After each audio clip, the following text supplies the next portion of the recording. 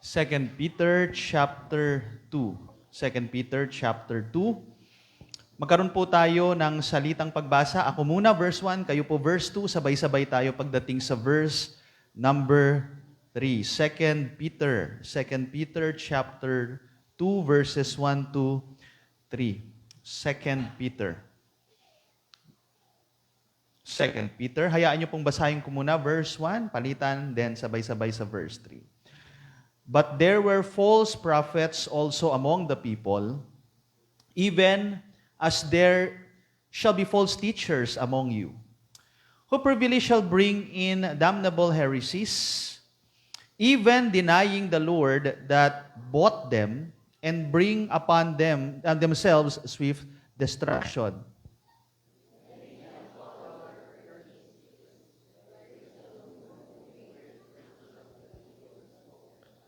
Altogether, and through covetousness shall they with vain words make merchandise of you, whose judgment now of a long time lingereth not, and their damnation slumbereth not. Let's pray. Our gracious God and Heavenly Father, thank you, Lord, for this morning. At nandito po kami muli sa iyong tahanan, bahay panambahan, para kami ay patuloy na lumago sa aming pananampalataya. Kaya gamitin niyo ang mga ganitong pangangaral kung meron man pong nasa kalagitnaan namin na hindi patiyak sa kanyang kaligtasan. Every time na may mga pangangaral, gamitin niyo po itong instrumento para kausapin, mangusap, makilala ng tunay ang Jesus Christ na tinuturo ng Bible. At sa mga ligtas naman, Lord, kami po ay patuloy niyong hamunin na itong mga aral na ganito ay amin pong isapuso, aming ipamuhay, at ibahagi din namin sa ibang tao. Tulungan kami ng Holy Spirit na siyang tunay na tagapagturo po namin. Ako, Lord, instrumento lamang. Kaya sa mga ganitong gawain, kailanman hindi yung pangalan ng preacher, kahinaan kalakasan ng preacher, pangalan ng religious denomination ang mabigyan ng pansin. Hindi yan, Lord, ang mahalaga ay ang pangalan ng Panginoong Hesus. Ikaw ang maitaas. Kaya ito ang aming dalangin sa pangalan ng Panginoong Hesus. Amen. Makakaupo na po ang bawat isa. Kung lalagyan ko po ng pamagat, ang ating pag-aaral ay false prophets and false teachers alert.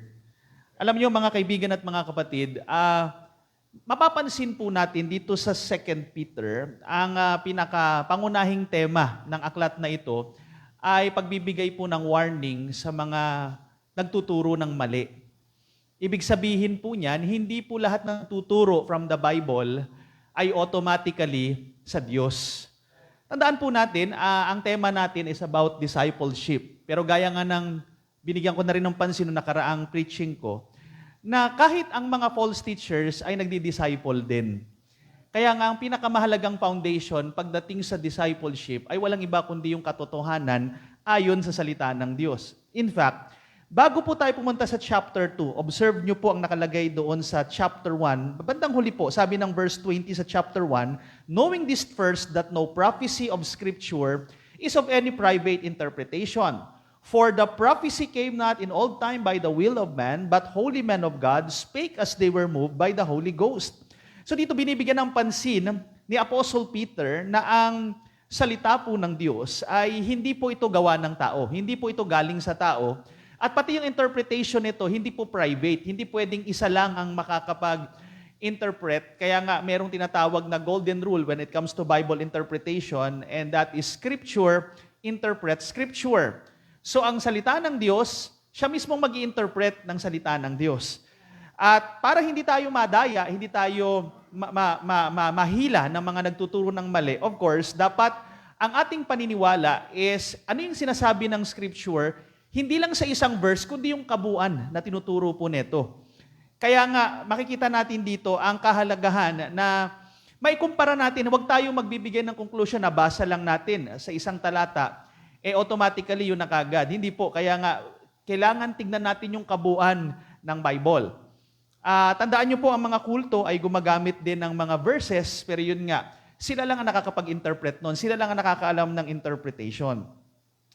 Tandaan niyo po, tayo ngayon ay nasa fake news generation na. Napakaraming fake news. In fact, pag nakinig kayo ng balita, hindi nyo na alam kung sino nagsasabi ng totoo. 'Di ba? Papakinggan nyo rito, iba sasabihin. Papakinggan nyo, iba sasabihin. Kaya sa bahay, cartoons na lang mas pinaniniwala pa ako sa cartoons minsan eh.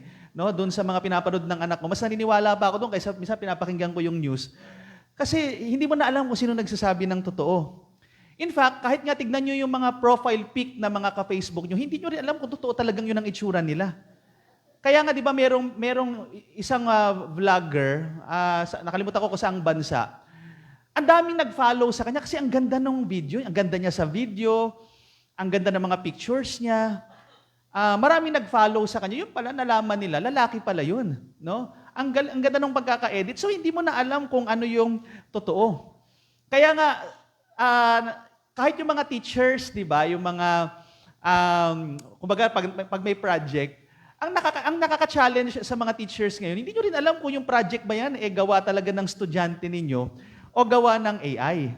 Talagang nakaka-challenge po kasi parang ang galing naman ng estudyante ko, pero pagdating sa recitation, parang iba yung project, iba yung assignment, iba yung recitation. Kaya, kumbaga, sabi ko, ang hirap naman maging teacher sa panahon ngayon kasi parang ang estudyante nila AI, hindi na talaga yung estudyante nila na nakikita nila sa reality. So yun nga po, we are in a fake news generation. In fact, when it comes to spiritual matters, ganun din po. Sumasabay din kung maraming fake news sa mga balita, no? Pandaigdigan, lokal na news, maraming fake news. Sa barangay natin, hindi mo rin alam, pag mga chismosa nagsama-sama, hindi mo alam kung totoo yung mga pinag-uusapan nila o hindi. Kaya maraming fake news ngayon. Sabi nga po ni George Washington, don't believe on everything you read on the internet just because there's a picture with a quote next to it. Kung naniwala kayo sa quote na yan, nadali na kayo ng fake news. Kasi wala pa pong internet nung panahon ni George Washington. Okay? Kaya, kung naniwala kayo dyan, na-biktima na kayo ng fake news. Mukhang ang ganda naman ng sinasabi niya, huwag kayong maniniwala. Pero yung picture itself ay nagsasabi, huwag kayong maniniwala kasi hindi naman yan sinabi ni George Washington. No? Hindi porket maganda yung pagkaka-edit, hindi porket maganda yung quote na nakalagay, automatically, yun talagang sa taong yun ang galing. Kaya marami pong nabibiktima ng fake news. Kaya nga marami na rin po mga namatay na mga personalidad. Buhay na buhay pa sila, pero sa fake news patay na sila. Ganyan po katindi ang fake news. Kaya, inuulit ko po yung sinabi ni Spurgeon, maaring ilang beses na natin ito narinig. Sabi nga niya, discernment is not a matter of simply telling the difference between right and wrong. Rather, it is telling the difference between right and almost right. Ganyan po kabigat ang fake news. Ganyan po kabigat ang mga false teachings, mga false teachers. Kasi parang totoo talaga. Para silang nagsasabi ng totoo. Parang kaparehas po natin. So ngayon sa lesson po natin, mapapansin natin, sinabi nga ng verse, no, dun sa chapter 2, kung titignan natin sa Bible natin, and many shall follow. So may mga followers po sila. Kaya may mga disciple din po sila. May mga naturuan din po sila. Pero alam nyo, ang masakit sa damdamin ng mga pastor na nagtuturo ng salita ng Diyos, yung mabalitaan mo na yung tupang inaalagaan mo nadaya ng false teacher. Ang sakit nun. Kasi kumbaga naturuan mo kumbaga ang tagal sa church, nakapakinig ng iba't ibang mga preaching, tapos biglang malalaman mo, iba na yung paniniwala, nadaya na. So, nakakalungkot po yun. Masakit yun sa damdamin na kung ang tagal mong inalagaan, tapos mabibiktima lang ng mga nagtuturo ng mali. So, tingnan po natin yung ating lesson at tulungan tayo ng Panginoon na ito po ay hindi lang maging theory, kundi tulungan tayo na ma-apply natin ito sa atin pong buhay. Lalo po sa panahon ngayon, parang kagaya ni Peter, nung pinadala niya itong letter na to, ay isa rin sa mga diniscuss ni Peter dito yung end times. So, in preparation sa nalalapit na katapusan ng daigdig na to, asahan talaga natin na may mga magtuturo ng mali. Huwag na tayong mabibigla, huwag na tayong magugulat. Number 1, let's look at their presence. Ang presensya ng mga bulaang tagapagturo at mga bulaang propeta. Number 1, under po niyan, sinasabi ng sure word. Sure po, no, ayon sa Bible natin, ang nakalagay diyan, but there were false prophets also among the people, even as there shall be false teachers. Hindi sinabi ng Bible na siguro magkakaroon ng mga false teachers and false prophets. Hindi. But there were. Meron na. Kaya sure talaga, ang sinasabi ng Bible, noon, tandaan nyo, noon pa yan mga halos 2,000 taon na ang nakakaraan, sinasabi ng Bible, meron ng mga bulaang propeta, meron ng mga bulaang tagapagturo. Kaya nga ang ating Panginoong Jesucristo in Matthew 24 verse 11, part of the signs, kumbaga signs of the end times, sinabi niya sa Matthew chapter 24 verse 11, and many false prophets shall rise and shall deceive many. So isa sa mga aasahan natin ay may mga bulaang propeta, may mga bulaang tagapagturo, at part po yan ng senyales na malapit nang dumating ang ating Panginoon. Kaya nga, maparadyo, bagamat yung mga new generation ngayon, hindi na po masyadong nakikinig ng radyo, kasi andyan na po yung social media, maparadyo po yan, mapa-social media, mapapalabas, makakakita na po tayo, makaka-encounter tayo ng mga false prophets, mga false teachers, na magtuturo po o nagtuturo po ng mga kamalian. Kaya nga, yan ang reality na sinasabi ng Bible, na talagang totoo yung Bible dahil 2,000 years ago ay na-prophesy na magsisilitawan po ito. Kaya sure ang Bible, hindi nagkakamali ang Bible. Let's go to number 2. Let's look at the satanic workers. Binanggit po dito sa verse 1 yung salitang false prophets at saka false teachers.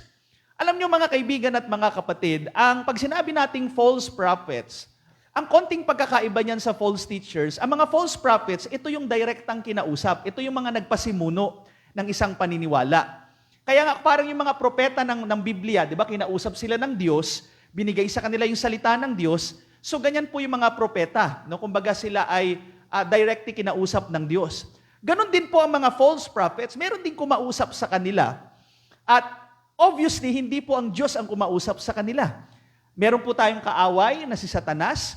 At isa po kumbaga si Satanas, meron siya mga kampon, meron siya mga alagad. At isa po sa mga tawag sa kanyang mga alagad ay seducing spirits.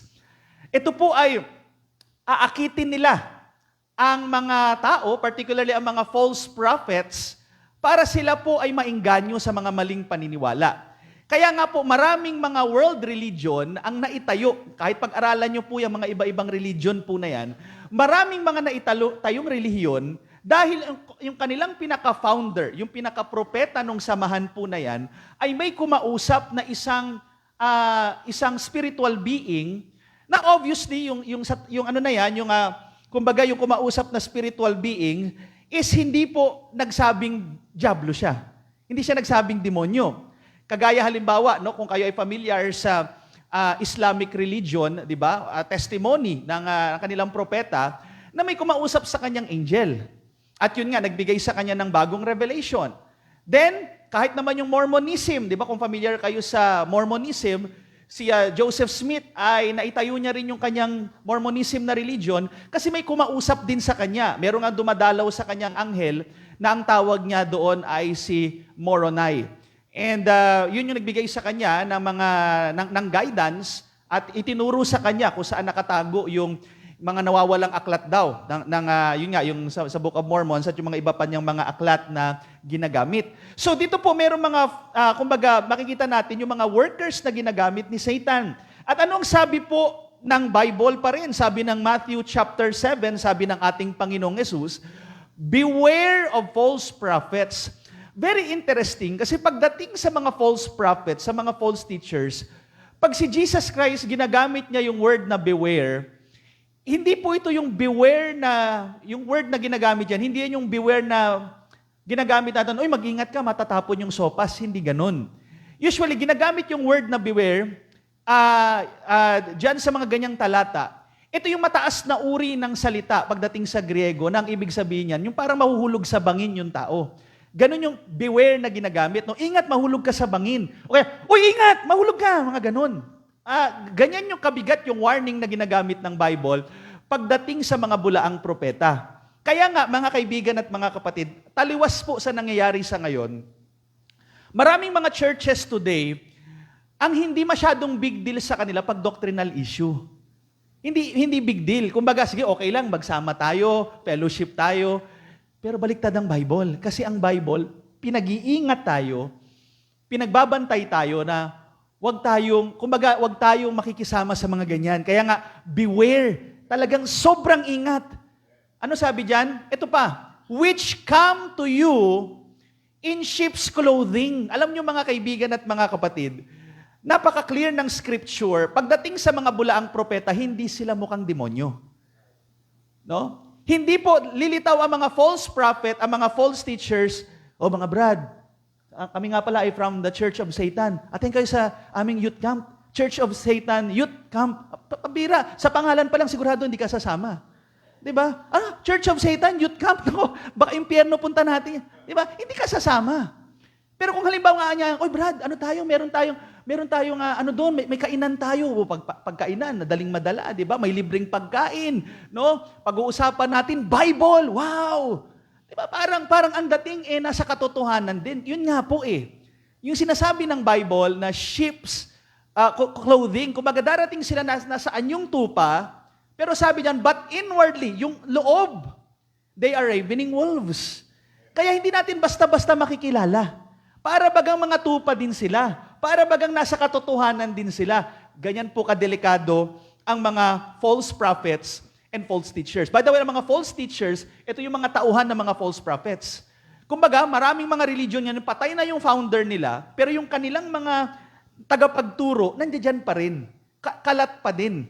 Kaya nga, tuloy-tuloy din ang pagtuturo ng maling paniniwala. Sabi pa ng 2 Corinthians chapter 11, kung sisimulan natin sa verse 13, but such are false apostles, deceitful workers. Anong sabi rito? Transforming themselves into the apostles of Christ. So itong mga false apostles, itong mga deceitful workers, transforming themselves. Na sila din po ay apostolos, messenger of Christ. So sila din ay hindi magpapakilalang sa dyablo. Of course, karamihan, kumbaga itong mga false teachers na to, alam nila hindi rin sila sa dyablo. Alam nila, sa Diyos din sila. No? Wala namang magsasabing false teacher na, Brad, sikreto lang to. Alam mo ba, sa dyablo kami? Walang ganun. Kasi alam din nila, ang inaakala din nila, sa Diyos din sila. Kaparehas din natin. Kaya nga sabi, and no marvel. O wag kayo manunod ng Marvel, sabi dyan, no? Mga young people, di ba? And no marvel, for Satan himself is transformed into an angel of light. Mga kapatid, si Satanas nga, no, yung pinaka-leader ng kontrabida, siya mismo can transform himself into an angel of light.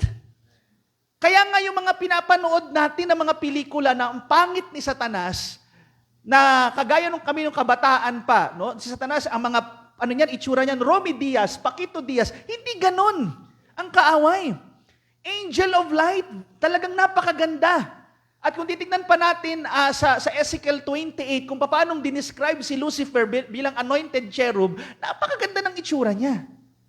Kaya wag tayong magugulat kung ang mga false teachers, malumanay magsalita, no? Talagang mga verses ang lumalabas. Wag tayong magugulat sa ganun because the Bible warns us ng maraming beses na ang ating kaaway can transform into an angel of light. Kaya wag tayong basta-bastang maniniwala. Wala yan sa ganda ng kasuotan. Wala yan sa ganda ng hawi ng buhok. Wala yan sa laki ng Biblia. Tandaan nyo po, kailangan maging mapagbantay tayo at yan yung mga titignan pa natin mamaya. Number 3, let's go to the serious warning. Ang Apostol Pedro ay nagbigay ng warning na sabi nga dun sa last part ng verse number 1, among you. Tingnan nyo sabi rito, but there were false prophets also among the people, even as there shall be false teachers, ito sabi, among you. So ang mga kausap niya, mga believers, mga kapatid, nakihalo na, nakisama na sa kanila. Kaya nga ito yung nakaka-challenge lalo pa palapit na yung end times. Noon po, siguro lalo na nung panahon ng mga naunang pastor, na Pastor Tan, Pastor Jeff, siguro wala pa silang naririnig noon na mga Baptist na nagtuturo ng mali. Halos wala pa. Ewan ko lang wala silang naririnig na gano'n noon. Kumbaga, pag Baptist yan, salvation by grace, no, soul winning. Pero ngayon magugulat kayo. Hindi porket Baptist, automatically nagtuturo na ng tama. Kaya nga, habang tumatagal, palala ng palala. Kaya nga, kumbaga sabi ko nga di ba, kaya tayo hindi natin tinatanggal yung karatula na Baptist. Kasi yung pangalan natin, statement of faith na yan Kaya nga minsan, di ba, may mga pumupunta sa atin dito, naghahanap ng church online. Isa sa mga reason yan, siyempre iba, kilala nila si Pastor Tan. Yung iba naman, naghahanap lang sila, talagang hanapin Baptist. So that's good. Kaya lang, ito yung nakaka-challenge ng ating panahon. Hindi porkit Baptist, talagang Baptist. May mga Baptist na. Nakihalo na sila. Sumama na sila. Kaya nga naalala ko rin, Pastor Tan, may na-share sa amin. May napakinggan siya, papakilalang Baptist preacher. Pero nung nag-share ng Word of God, wala man ng salvation. Hindi nabanggit kahit isang beses. Wow, just imagine, ang daming mga unsaved. Baptist pa ba yun? Yun ang nakakatakot sa panahon natin ngayon. Kasi hindi porkit Baptist ang pangalan, automatically, Baptist talaga. Kaya nga, yan ang warning, sumasama na sila, humahalo na sila, nakikijoin na sila, ginagamit na yung pangalan natin na para magkakampi natin sila, kasama natin. Yun po ang nakakatakot, mga kaibigan at mga kapatid. Number 2, let's go to their perversions. Their perversions. Alam nyo, ang problema sa mga false teachers, mga kaibigan at mga kapatid, hindi nyo sila makikita sa kanilang mga itsura. Hindi nyo makikita sa kanilang mga pananamit. Masakit mang sabihin, minsan po ang mga false teachers, mga false prophets, mas magagaling pa pong manamit. Diba? Kaya naalala ko yung isang pastor na nag-preach. Diba minsan makakita ka ng mga, noon daw, ewan ko lang ngayon kasi kahit paano nag-level up na rin. Noon daw, sabi niya, may mga, nakita pa siya mga pastor, yung panloob, may mga motolite, di ba, yung mga gano'n. So parang, yung panloob ng mga t-shirt, motolite, di ba? Parang, kumbaga, tingnan mo naman yung mga iba, grabe, ang ganda ng suot, ganda ng hawi ng buhok, ang ganda ng attache case, talaga, parang totoo talaga. Para talagang nagsasabi ng katotohanan, pero hindi dyan na magiging batayan. Alam mo, sinasabi ng Bible, mga kaibigan at mga kapatid, tingnan natin yung mga aral, tingnan natin yung Bible mismo, itong aklat na to, salamat, binigay sa atin ito ng Panginoon, God preserve His Word. Ito yung discipleship manual natin, no? Kaya nga sa isang discipleship, pag walang Bible, hindi yan biblical discipleship. And sad to say, maraming mga discipleship programs ngayon in the evangelical circle na hindi nyo na marinig na gumagamit sila ng Bible. Kaya ito pa rin ang gagamitin natin, ito yung tester natin para makita natin yung mga mali, no? Yung mga kabuktutan, perversions nitong mga false teachers and false prophets. Number 1, ito po ang paboritong atakihin ng mga false teachers. Kaya nga, makikita kagad natin, mapapansin kagad natin na sila po ay nagtuturo ng mali. Number 1, attacking the pure gospel. Ang paboritong atakihin ng Diablo, tandaan nyo po, may kinalaman, mismong ang Ebanghelyo, babanatan niya. Ang Ebanghelyo, napakahalaga po niyan. Yan ang ayaw na ayaw ni Satan kasi ang Ebanghelyo, naliligtas ang tao. Sabi nga dyan, ano ang gagawin ng mga false teachers and false prophets? Shall bring in damnable heresies. No? Sila ay, sabi pa nga dyan, mga kapatid, babalikan natin yung talata. Sabi niya sa Tagalog, lihim nilang ipapasok ang mga nakakasirang maling katuruan. Lihim. Diba? Kaya nga ang mga false teachers, hindi naman agad-agad sasabihin nila yung aral nila . Hindi naman kagad ipamumukha nila na totoo yung, na kumbaga mali yung, kumbaga iba yung tinuturo nila, ibang gospel. Palihim nilang gagawin yan. Minsan usap-usap lang yan, kapi-kapi lang yan, message-message lang yan, padala-padala ng mga link. Lihim nilang ipapasok yung mga maling aral po nila. Pero ang talagang lagi nating papansinin diyan para mabisto kagad pagdating sa issue ng Ebanghelyo, mga kaibigan at mga kapatid. At pag sinabi nating damnable heresies, ito yung mga maling turo na magdadala sa tao, siguradong magdadala sa tao sa kapahamakan, magdadala sa tao sa impyerno. Kaya pag nagturo ng hindi ayon sa ebanghelyo ng Bible, kahit na gamitin pa yung term na gospel, alam nyo, halos lahat naman ginagamit yung word na gospel. Gospel, gagamitin ng mga kulto, ginagamit din nila yung gospel. Ito ang ebanghelyo ni... Gagamitin din nila. Pero yan ba yung gospel na ayon sa Bible? Tandaan nyo po, sabi ng Apostol Pablo, in Galatians chapter 1, I marvel, marvel na naman, no? Mga young people, di ba? I marvel that ye are so soon removed from Him that called you into the grace of Christ unto another gospel. Napansin niyo yan? Grace of Christ. Biyaya. Pag sinabi natin grace, by the way, yung salitang grace, ginagamit din ito ng mga kulto. Pero ang biblical grace, that is unmerited favor. Makikita natin sa Romans 11:6, ang totoong grace, walang works. Pag ang grace ay may works, hindi na yan grace. That is already works. Kahit grace pa, tawag mo dyan. Kaya nga, nagulat itong si Pablo sa mga mananampalataya sa Galacia. Ang linaw ng turo ni Pablo about salvation by grace through faith. Wala kang sakripisyong gagawin, wala kang babayaran pagdating sa kaligtasan. Manampalataya ka lang, pagkatiwalaan mo na yung ginawa ni Kristo sa krus ng Kalbaro ay sapat na sa iyong kaligtasan. Yun yung biyaya, yun yung gospel of grace. Manampalataya ka, magtiwala ka sa Panginoong Jesucristo. At yung aral na yan, very consistent sa lahat ng books ng Bible. O halos lahat ng books ng Bible, consistent na ang teaching ay biyaya lamang when it comes to our salvation. Pero sabi diyan, kumbaga itong mga nasa Galacia, biglang nagbago sila ng paniniwala at lumipat sila sa another gospel. The word another in that verse is heteros. Merong tinatawag na alos. Ang alos na another, ginamit ito doon sa Holy Spirit, di ba? Na another comforter. Pag sinabing another of the same kind.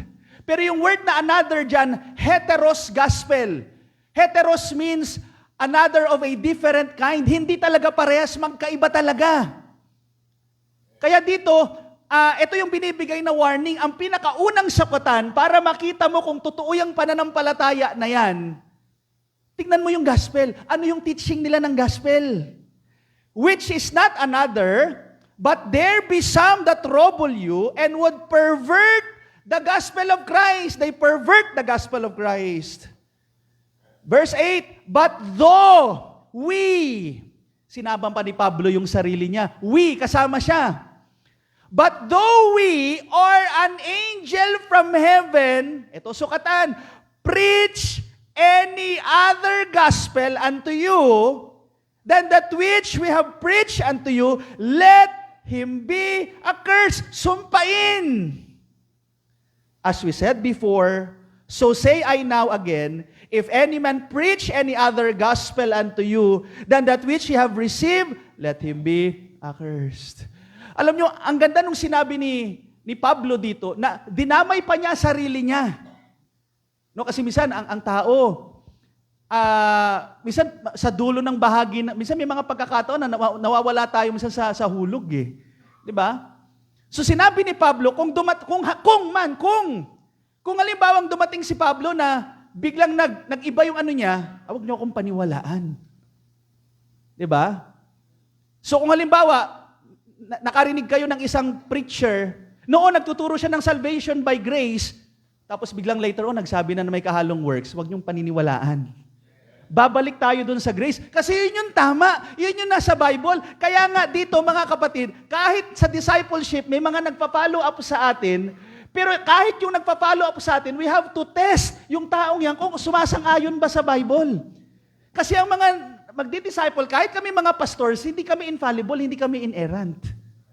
Pero salamat, ang Bible is infallible, is inerrant, napaka-clear when it comes to the gospel. Hindi pwedeng may halo, hindi pwedeng halo-halo. Masarap ang halo-halo ngayon dahil mainit, pero hindi pwede sa gospel. Dahil ang gospel is pure, grace alone, through faith alone, in Christ alone. Kaya nga sabi rito, kahit angel, kahit na mayroong pang magpakitang nilalang, kahit na halimbawa, si Ma'am Mylene, nag-iisa lang siya, biglang may tumawag sa kanya, Miss Mylene, biglang ganun. Tapos nag-preach ng another gospel, hindi yun para paniwalaan. Peke yun, mali yun.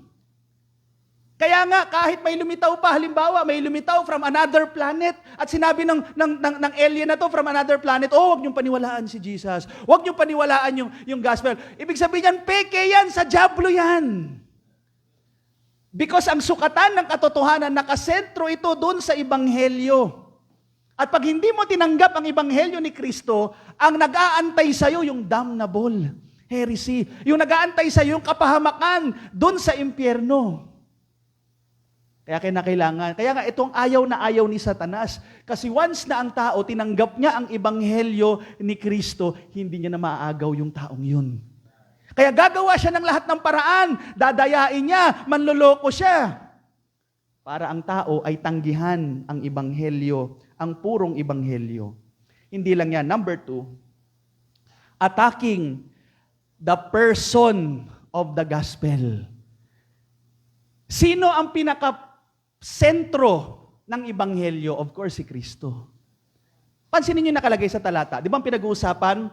False prophets, false teachers, denying the Lord that bought them. Sino yung them? Yung false prophets and false teachers. Ay, hindi. May mga nagtutuwa. Ay, hindi. Kung yan ay hindi lahat ay binayaran ni Kristo sa krus. Eh, teka lang. Pati nga yung mga false prophets and false teachers kasama sa binayaran ni Kristo. Ibig sabihin, whosoever. Ibig sabihin yan, for God so loved the world. Ibig sabihin, namatay ang ating Panginoong Jesucristo sa lahat. Kasama sila sa binayaran. Kaya lang, they deny. Ayaw nila. Mas pinili nila yung sarili nilang iniisip, mas pinili nila yung tradisyon ng tao, mas pinili nila yung iniisip nila, kaysa doon sa ginawa ni Jesus Christ para sa kanila. Kaya ang pinaka-sentro ng Ebanghelyo, para makita natin kung ano yung samahan na ito ay nagtuturo ng mali, tignan nyo po kung ano yung paniniwala nila kay Jesus Christ. At sa ginawa ni Jesus Christ para sa kanila. By the way, sabi nga pala ng 1 John chapter 2 verse 2, and He is the propitiation. Okay? Sabi pa nga sa Tagal, pampalubag loob. Siya yung katanggap-tanggap na alay sa God the Father. For our sins, sabi po ni John, and not for ours only, but also for the sins of the whole world. Whole world. Kaya yung ginawa ni Jesus Christ, na bayad sa krus ng Kalbaryo, sa lahat. Kaya lang mga kapatid, syempre, sabi nga ng 1 Timothy 4:10, sabi dun sa verse, therefore we both labor and suffer reproach, because we trust in the living God, who is, ano sabi diyan? Who is the Savior of all men. So si Jesus Christ, Savior of all men, especially of those that believe. Narinig nyo na yung aral. Ang kaligtasang ginawa ni Kristo sa krus ng Kalbaryo ay supisyente sa lahat. Bata, matanda, Amerikano, Pilipino, Koreano, para sa kanila, ino-offer sa buong mundo ang kaligtasan. Ngunit, efficient lamang ang kaligtasan na ito kung tatanggapin mo siya. Magtiwala ka, kung ikay magtitiwala, sampalatayanan mo ang Panginoong Yesus, then, meron kang buhay na walang hanggan. Pero pag yung kaligtasan na ay tinanggihan mo, sorry, mapapahamak ka. Dahil yun lang ang tanging paraan, yun lang ang tanging gamot. At tandaan nyo rin po ito, pagdating sa kaligtasan, kailangan tamang Jesus Christ ang sinampalatayanan o pinagkatiwalaan. Dahil mismong si Christ ang nagturo, may mga false Christ. So kung yung Christ na sinampalatayanan mo, yung Christ na pinaniwalaan mo, ay hindi yung Jesus Christ na tinuturo ng Bible, yan ay false Christ. Nadali ka ng fake news pag yan ang tinanggap mo. Nadali ka ng mga false prophets, ng mga false teachers. Kaya nga, dito magkakatalo, halos pagdating sa usapang Christian living, pare-parehas tayong lahat. Pakinggan niyo yung aral ng mga kulto. Ang gaganda ng mga teaching nila about Christian living. Pero pag tinignan na natin, ano ang aral pagdating sa Ebanghelyo, ayan na, nagkakaiba na tayo. Dahil sa kanila, ang Ebanghelyo, biyaya, pero may gawa. Kailangan sundin mo yung 10 utos. Kailangan magpamiyembro ka. At hindi lang yan. Tignan niyo yung paniniwala nila tungkol kay Jesus Christ. Ano yung paniniwala nila kay Jesus Christ? Kung ang kanilang paniniwala kay Jesus Christ ay bata pa rin hanggang ngayon, hindi yan yung Jesus Christ ng Bible. Kung ang paningin mo sa Jesus Christ, tao lang, o kaya propeta lang, ay hindi yan yung Jesus Christ ng Bible. Pag ang tingin mo sa Jesus Christ, kapatid ni Lucifer, ay hindi yan yung Jesus Christ ng Bible. Kinakailangan yung Jesus Christ na ayon sa Bible, na ayon sa Old Testament, na fulfilled sa New Testament, yan yung Jesus Christ na sinampalatayanan natin. At yan yung Jesus Christ na nagliligtas. Kaya ngayon yung titignan natin. Kaya pag meron tayong narinig na aral, magaling magsalita, pero mali yung teaching niya about the gospel, may works, may halong works, patay tayo. Mali yan. Pag nagturo ng maling Jesus Christ, patay tayo. Mali din yan. Pahamak din yan. Kaya nga magkakadugtong yan eh. Pansinin nyo, pag mali na yung Ebanghelyo, nagiging mali din yung Jesus Christ na pinapakilala. 'Di ba? Yung mga nagtuturo ng salvation by church membership, tinitiyak ko sa inyo, ibang Jesus Christ ang tinuturo niyan. Yung mga nagtuturo na ang Jesus Christ ay kailangan gawin mo yung 10 Commandments, ibang Jesus Christ yan. Magkakadugtong yan. Hindi lang yan. Attacking the purpose of the gospel. Ang Ebanghelyo, ibinigay ito sa atin, sabi nga ng talata, bring upon themselves swift destruction, no? Biglang kapahamakan. Alam niyo mga kaibigan at mga kapatid, ang pinakalayunin ng Ebanghelyo, iligtas tayo. Pero pag ang tinanggap mo ay another gospel, pag ang tinanggap mo ay another Christ, sinisira nito ang layunin ng Ebanghelyo. Ang mangyayari sa'yo, parang ganito ang idea. Ang tao papunta na sa impyerno. Pero pag niyakap mo yung maling aral, yung maling Kristo, yung maling Ebanghelyo, parang pinabilis mo yung pagpunta ng impyerno. Diba?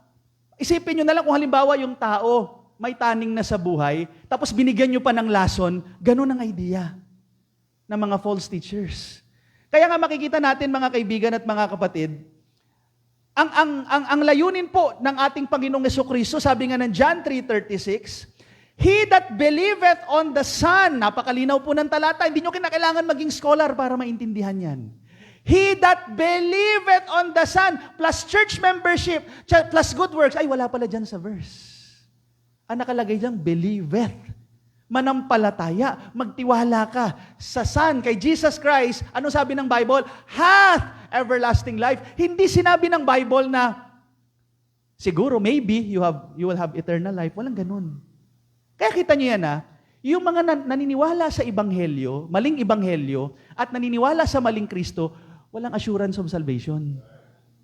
Wala kayong mababalitaan na mga kulto na may assurance of salvation. Walang ganyan. Kasi peke yung gospel nila. Peke yung Jesus Christ nila. Pero pag totoo yung Ebanghelyo mo, pag totoo yung Jesus Christ mo, hindi ka matatakot pag ikay namatay, siguradong may patutunguhan ka kasi sigurado yung Jesus Christ na tinanggap mo. Kaya nga hindi ka mapapahamak. Kaya nga sabi rito, and he that believeth not, pag hindi ka nanampalataya sa ating Panginoong Jesus, the Son, shall not see life. Wala kang buhay na walang hanggan. But the wrath of God abideth in him. Kaya hindi mo na kailangan tanungin, Pastor, paano bang mapunta ng impyerno? Hindi mo na kailangan tanungin. Mapapahamak na tayo. Ang tanging paraan para hindi tayo mapahamak, yan yung pinaka-purpose bakit namatay si Christ sa atin. Kasi kung sino man ang manampalataya kay Jesus Christ, ay magkakaroon ng buhay na walang hanggan. Alam niyo, nakakalungkot lang, sapagkat may mga Biblia, iba yung turo nila sa talatang yan. Tingnan niyo po ito, napakasikat na Bible nito, ESV, pero pansinin niyo ang nakalagay. Whosoever believes in the Son has eternal life. Okay naman yung unang part. Pero ito yung delikado, yung susunod. Whosoever does not obey the Son shall not see life. Patay tayo dyan. Shall not obey? Nako, kailangan ko pala sumunod. Kailangan sundin yung mga kautusan. Brad, kaya mo bang sundin lahat ng utos? Maniwala kayo. Kahit yung mga nasa monastery, hindi nila kayang sundin lahat ng utos. Kaya hindi tayo nagtataka, bakit may mga nagtuturo ng salvation by works? Bakit may mga nagtuturo ng maling ebanghelyo? Kasi minsan mali yung Biblia nila. Magkaiba lang ang salita, nag-iiba ng kahulugan. Doon sa binasa natin kanina, kaya nga kahit na parang ang tingin nila sa atin, parang dinosaur na yung Bible nyo, lumang-luma na yan, na panahon pa ni Queen Elizabeth yan.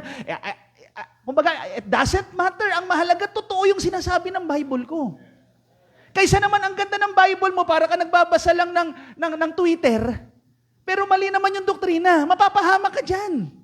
Kagaya niyan, ang tinuturo ng Bible na yan is, whosoever does not obey, kailangan sundin mo si Kristo. Hindi na magliligtas. Yes, kailangan natin siyang sundin. Bilang mananampalataya, bilang ligtas na, kailangan mo siyang sundin. Kaya nga tayo nagpupunta na church, nagbabasa tayo ng Bible. Hindi para ma-save, kundi dahil ligtas na kasi tayo.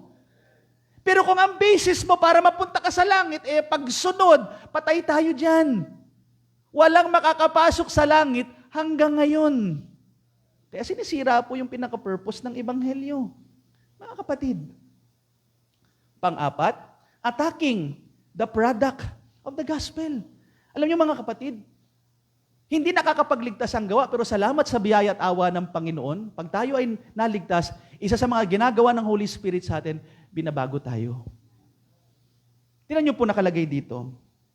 Hindi man po ito yung instant na pagbabago, hindi ito parang si Darna na umikot lang, nagbago ng anyo, hindi po. Kaya nga, fruit of the Spirit. Paunti-unti tayong mabaguhin ng Panginoon. Lahat tayo under construction. Kaya nga, huwag tayong magtataka na minsan may mga nakikitang mali sa atin. Kasi nga, lahat tayo ay under construction pa. Pero kita nyo po ito.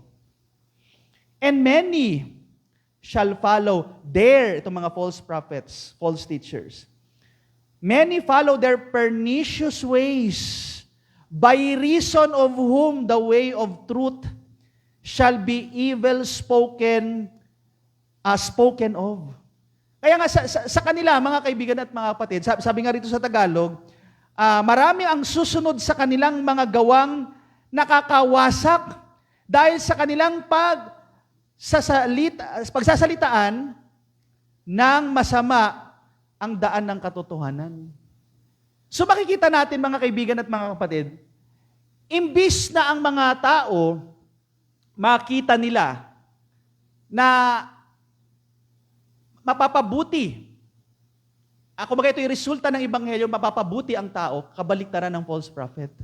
Kabaliktaran ng false teachers. Ang mangyayari sa atin, kumbaga, imbis na mapapabuti, sabi nga dyan, kumbaga, pagsasalitaan ng masama ang daan ng katotohanan. Kaya mga kaibigan at mga kapatid, tandaan niyo po ito. Pag ang isang tao ay nagpa-disciple sa isang bulaang propeta o kaya sa isang bulaang tagapagturo, ang magiging resulta po nito, kapahamakan. Hindi ka mapapabuti, masisira ka, mawawasak ka, maliligaw ka. Na darating ang panahon, magiging matigas na ang puso mo. Kaya kita nyo, di ba, yung mga miyembro ng mga kulto, ang titigas ng puso. Ang titigas ng ulo. Hindi sila ayaw nila ng ebanghelyo. Minsan nga nakakalungkot, pag nagbigay tayo ng tracts, itapon nila, pupunitin nila. Tumigas na ang puso. Ano sabi po ng ating Panginoong Jesucristo? Matthew 15:14. Let them alone. They be blind leaders of the blind, and if the blind lead the blind, both shall fall into ditch. Exempted po rito ang mga blind brethren natin. Dahil kaya nilang magpunta ng CR kahit na sila lang. No? Hindi sila nahuhulog sa hagdan. Pero yun nga, spiritually speaking, pag ang nanguna sa'yo ay blind spiritually, of course, mapapahamak ka dyan. Evil, masama ang kahahantungan. Kaya mga kaibigan at mga kapatid, kailangan po nating maging mapagmasid, maging mapagbantay, mapanuri pagdating sa mga aral. Kaya nga, dito sa atin, sa church, salamat. Bata pa lang ako hanggang ngayon, Bible pa rin ang pinag-aaralan natin. Bible pa rin ang tinuturo. Ang tao pwedeng magbago. Magbago pananaw, magbabago ang moral standard, pero salamat, ang Bible hindi. Number 3, their passion. Makikita natin na itong mga false teachers, makikita natin number 1, beware of their motives. Alam nyo, ang mga bulaang tagapagturo, ang mga bulaang propeta, maliban sa kanilang mga doktrina, mapapansin din po natin na may mga bulaang tagapagturo, may mga bulaang propeta, pera-pera. Covetousness, sabi nga po ng talata, covetousness. Maraming mga false prophet, false teachers, na ang kanilang motibo pagdating sa paglilingkod, makikita nyo po yan, pera-pera. Alam nyo, ang Bible ay nagtuturo sa atin, pagdating sa motibo, sabi nga ng Colossians 3:23, and whatsoever ye do, do it heartily. Sa paglilingkod sa Panginoon, mula sa puso. Heartily. As unto the Lord, and not unto men. Kaya nga sa paglilingkod, dapat from the heart. Sa ministry, mga kaibigan at mga yes, bless ka ni God. Pero hindi sa lahat ng pagkakataon may magbibigay. Hindi po sa lahat. Madalas ikaw pa magbibigay. Kaya nga sa paglilingkod sa Panginoon, pag hindi mo ginagawa yan from the heart, mahirapan ka, magiging bitter ka. Marami kang makikitang mali, marami kang makikitang pagkukulang.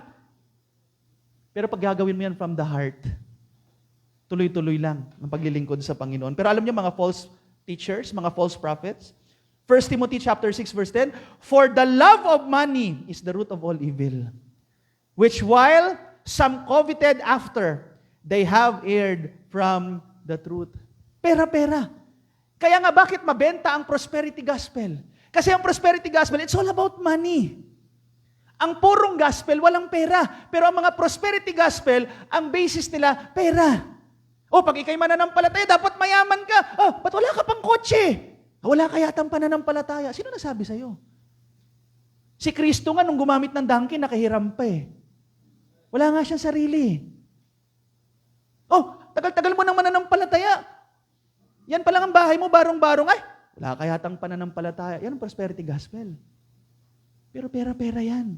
Hindi yan tinuturo ng Bible. Pero patok na patok yan. Kasi ang mga tao, kumbaga, na-engganyo sila doon sa covetous na leader, ma-engganyo niya rin yung mga covetous na members niya.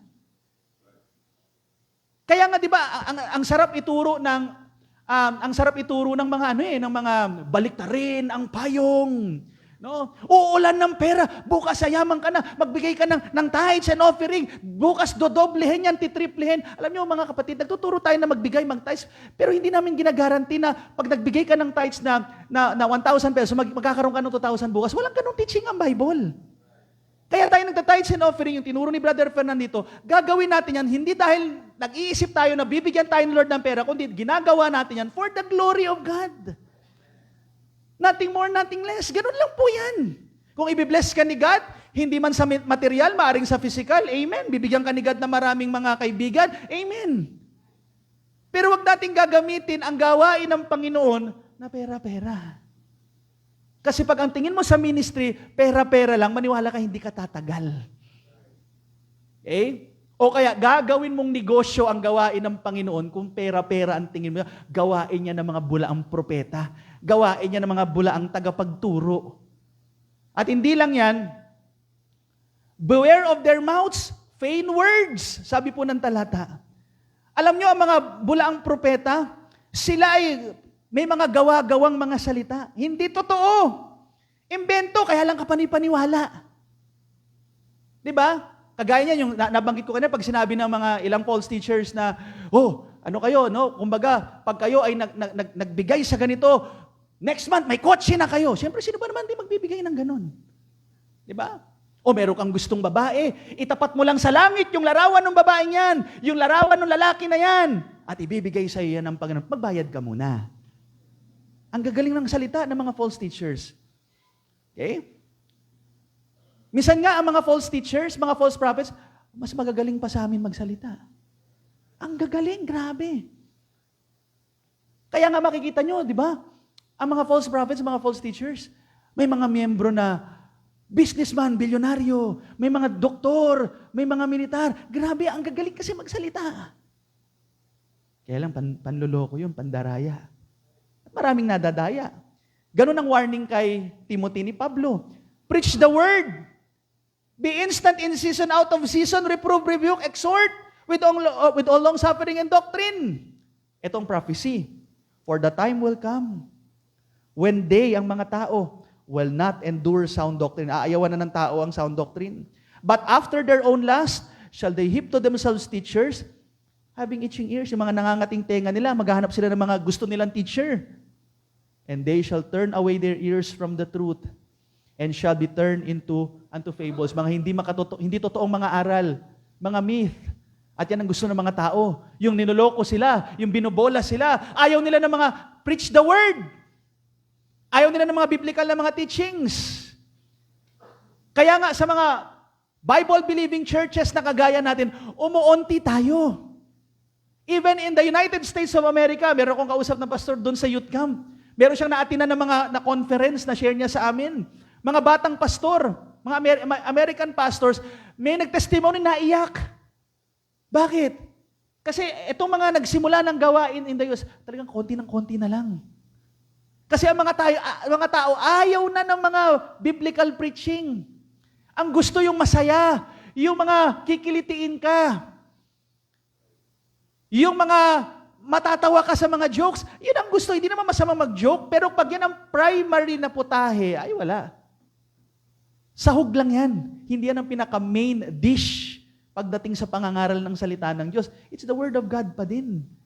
At aayawan na yan. Kaya nga, ang sabi lang ni Pablo, kahit na konti na lang, preach the Word pa rin. Kahit ilan na lang ang matira, kahit sino na lang nakikinig, basta na mahalaga, preach the Word pa din. Hindi yung kung ano-ano mga aral nang huhugutin mo para lang makaakit ka ng mga tao. No. It's preach the Word. Yan ang sabi po ng Bible. At panghuli po, beware of their merchandise. Make merchandise, pinangangalakal ang salita ng Diyos. Minsan matutuwa kayo, di ba? Magsasakay kayo ng bus, o kaya nasa palengke kayo, matutuwa na sana kayo. Parang may nangangaral. Uy, galing, nakakatuwa yung tao. Ito lang nakakalungkot. Pagkatapos yun, okay, God loveth a cheerful giver, ginagawang hanap buhay. Nakakatuwa, nakakalungkot at nakakatuwa kasi meron tayong mga kasamahan minsan na pagkakamalan sila, kakampi sila ng mga yun. Kasi meron tayong mga kasama minsan, nagpipreach sila sa bus, ito lang mapapansin ninyo, hindi sila nanghihingi. Pero yung mga yun, kasi halos kala mo parehas din eh. Babanggitin din yung ebanghelyo, babanggitin din si Kristo, yung pala oneness pala, mali pala yung aral. At yun na, manghihingi na ng pera. Ginagawang hanap buhay. Di ba, minsan sa palengke, matutuwa ka, may mga nangangaral dyan. Kaya lang, yun na, biglang may iikot na, minsan lalapitan ka pa. Minsan naman papauto ka, bibigyan mo rin. Naku, hindi dapat. Hindi mo dapat pinibigyan yung mga ganyan. Okay? Meron namang iba minsan, pagdating sa ministry, ginagawang kalakalan, di ba? Picture-picture dito. Uy, ang daming ministry ni ganito.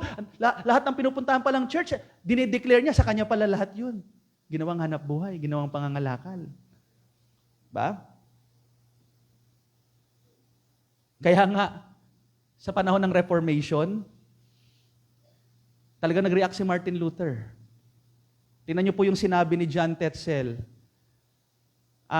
Ito yung panahon na yan, ginagawa yung St. Peter's Basilica. Ano sabi ni John Tetzel? As soon as the coin in the coffer rings, the soul from purgatory springs. Anong konteksto niyan? Yan yung pagbibigayan. Pag narinig mo na yung coin, bigayan na. Kasi nung panahon na yan, nagkaroon ng sale. Pag bibili ka ng indulgence, yung padasal na papel, yung mga kamag-anak mo daw sa purgatorio, sigurado, biglang mawawala na sa purgatorio. Pero kailangan magbayad ka. Di ba hanap buhay yan? Kaya nga yung nag-trigger kay Martin Luther to write yung 95 Theses.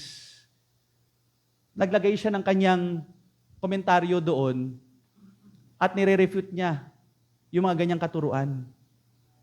Wala naman siyang intention to build his own religion. Wala siyang intention na magkaroon ng Protestant religion. Actually, Roman Catholic pa rin ang utak niya. Kaya nga I'm not endorsing lahat ng teachings ni Martin Luther, pero gusto ko lang gamitin tong example na ito na nung panahon na yan, kaya napatayo yung St. Peter's Basilica, maraming mga nautong tao. It's business. Make merchandise. At ganyan ang ginagawa ng mga bulaang tagapagturo.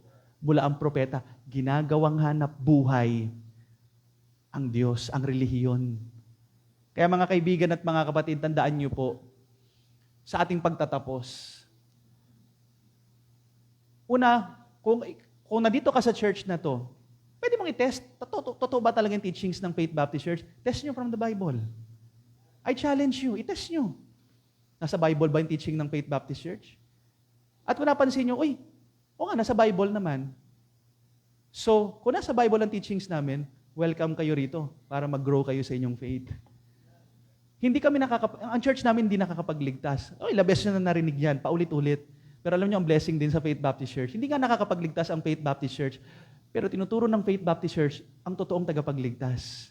Ang totoong kaligtasan at si Jesus Christ lamang sa pamamagitan ng pananampalataya, pagtitiwala lamang. At kung pahihintulutan niyo po kami, pwede kaming gamitin ng Panginoon para kayo ay mag-grow sa inyong pananampalataya. No? Pahintulutan niyo po kami. Walang bayad. Magkano kaya talent fee ni Pastor? Hindi kami artista, wala kaming talent fee. Kaya nga, di ba, kahit sa mga funeral, wala kaming bayad.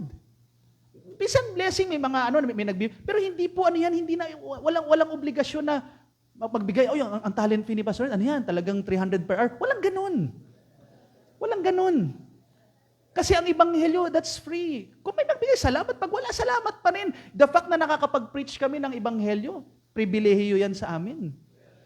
Mapakilala namin si Kristo, privilege yan sa amin. Diba? Mayaman lang ang apelyido namin. Bilyar, Tan, di ba? Enrico, di ba? Yung Enrico, ano din yan? Mayaman din. Don Henricos, medyo malapit na. Mukha lang mayaman, pero hindi po. Libre lang ang ebanghelyo. Kaya pahintulutan niyo po kami, suriin niyo po yung mga aral namin. At pag nakita niyo na ang aral namin is from the Bible, sana po magtuloy-tuloy kayo sa aming church. At hayaan niyo po kami na maalagaan kayo at maturuan pa kayo from the Word of God. No? At yung mga ganun din, yung mga nakikinig sa ating online. Meron nakikinig sa online, kung kayo po ay, halimbawa, gusto nyo pang matuto ng salita ng Diyos, then, pwede nyo po kaming message. Pwede kayo mag-email sa amin o mag-message siya kay Ma'am Maylin para kayo po ay pwedeng ma-follow up, maturuan ng salita ng Diyos. Yan po ang layunin namin.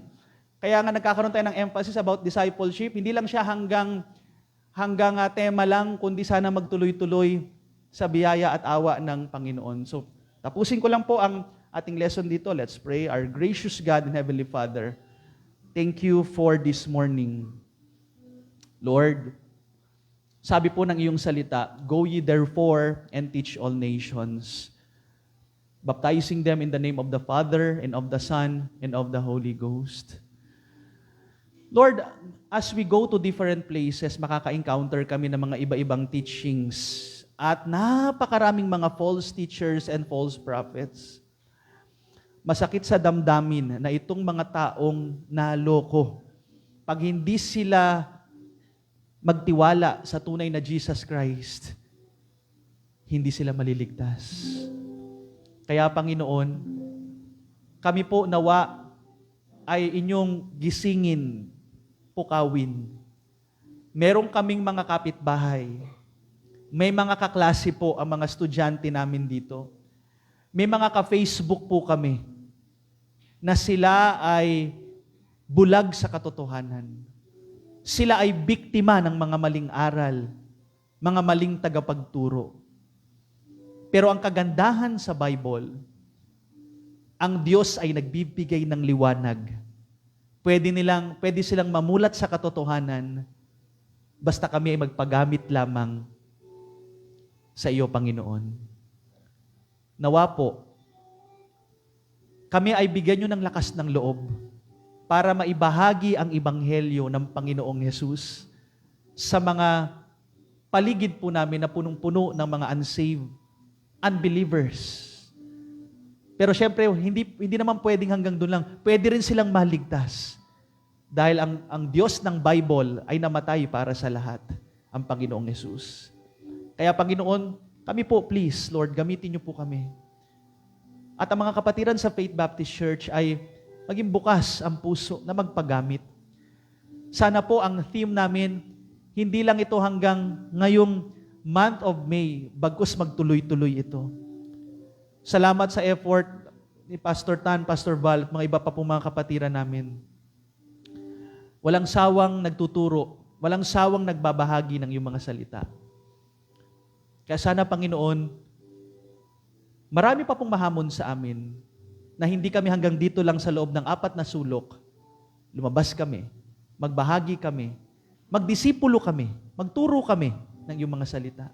Kailangan, may mga nag-aantay sa amin na mga kaluluwa na kailangang maligtas. May mga nag-aantay na sila po ay magabayan, maturuan para lumago sa iyong mga salita. Wala kayong ibang gagamitin, Panginoon, kundi kami lamang na iyong mga anak. Kaya kami po, Lord, dito sa lugar ng Pag-asa Street, dito sa Barangay Kanyogan, dito sa Pasig City, dito po sa Luzon, dito sa Pilipinas, at kahit sa ibang bansa, gamitin niyo po ang Faith Baptist Church. Magkaroon kami ng impact. Pagdating sa usapang pang-ebanghelyo at usapang pangdidisipulo. Kaya Lord, I pray na ang challenge ay hindi lang po napakinggan namin itong mga aral na ito, kundi apply namin. Na kami ay maging mga sundalo mo. Kami ay maging mga farmers ninyo na magtatanim, maghahasik. Kami ay maging teachers of the Word para ikalat ang mabuting balita sa iba't ibang lugar. Maraming salamat po sa pangalan ng Panginoong Yesus. Amen.